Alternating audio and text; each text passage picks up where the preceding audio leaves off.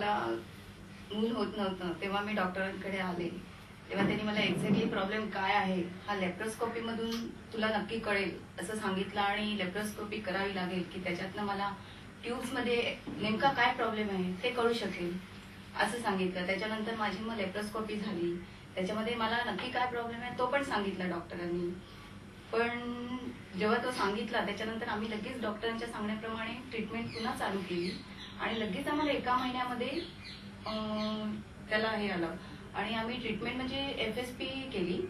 त्या FSP मध्ये मला एनेस्थेशिया वगैरे काही दिला नव्हता आणि 10-15 मिनिटांमध्ये ती ट्रीटमेंट होती. अगदी 10-15 मिनिटं झोपून मॅडमनी व्यवस्थित अगदी केलं. त्याच्यानंतर 15-20 मिनिटाच्या अवधीनंतर आम्ही घरी गेलो. त्याच्यानंतर मला कसलं असं बंधन नव्हतं की हे खाऊ नये ते खाऊ नये आणि हे असं करू नये तसं करू नये, काही तसं काही बंधन नव्हतं. त्याच्यानंतर लगेच मला प्रेग्नन्सी ही राहिली आणि प्रेग्नन्सी राहिल्यानंतर मला त्याच्यात कळलं की नंतर मला दोन मुलं आहेत म्हणजे ट्विन्स आहेत असं मला कळलं. त्याच्यामुळे इतकं फर्स्ट टाइम इतकी वर्ष वाट पाहिल्यानंतर खूप बरं वाटलं की ट्विन्स आहेत आणि मला रिस्क तशी घ्यायची नव्हती. त्याच्यामुळे मी ती व्यवस्थित डॉक्टरांच्या सांगण्याप्रमाणे सगळं करत राहिले. मॅडमनी पण मला वेळोवेळी सांगितलं गेलं. त्याच्यानंतर ट्विन्स झाल्यानंतर अगदी पूर्ण फॅमिली झाल्यासारखं मला वाटलं आणि घराला घरपण आल्यासारखं अगदी वाटलं. म्हणजे हा आनंद अगदी वेगळा होता आणि तो डॉक्टर आणि मॅडमच्यामुळे शक्य झाला आणि तो म्हणजे ते व्यक्तच करू शकत नाही की काय तो आनंद आहे ते.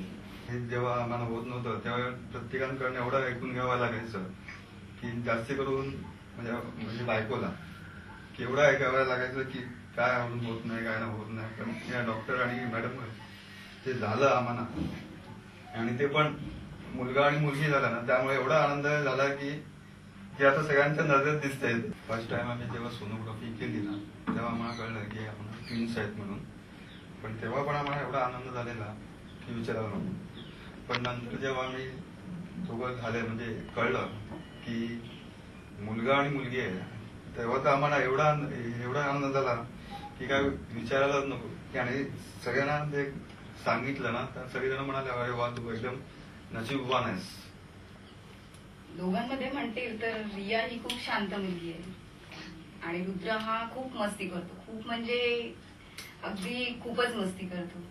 पण रिया एवढी शांत आहे ना की बघायला नको. म्हणजे त्याच्यामुळे मी दोघांना अगदी व्यवस्थित सांभाळू शकते आणि असं मला वाटलं नाही की दोघांना मी कसं सांभाळू काय. एक तर माझं डिलिव्हरी झाल्यानंतर मला कसलाही त्रास झाला नाही, त्याच्यामुळे मला मी आणि काही शक्य करू शकले.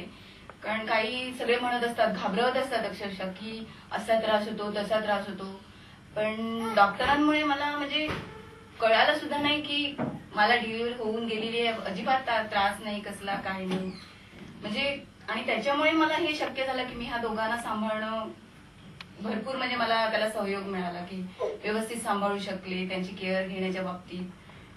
आणि आता खूपच म्हणजे बरं वाटतंय की अगदी पूर्ण फॅमिली घराला घरपण जे असतं ते व्यवस्थित अगदी झाल्यासारखं वाटतं. म्हणजे जे इतके वर्षाचं हे आहे म्हणजे इतके वर्ष जो आम्ही हे केला त्रास केला की अजून होत नाही, ह्या डॉक्टरकडे जा त्या डॉक्टरकडे जा, ते डॉक्टरांमुळे आता शक्य झालं ना. त्यामुळे इतका आनंद होते की हे 2 वर्ष कसे निघून गेले, फटाफट दिवस भरल्यासारखे वाटतात आधीच्या दिवसांपेक्षा.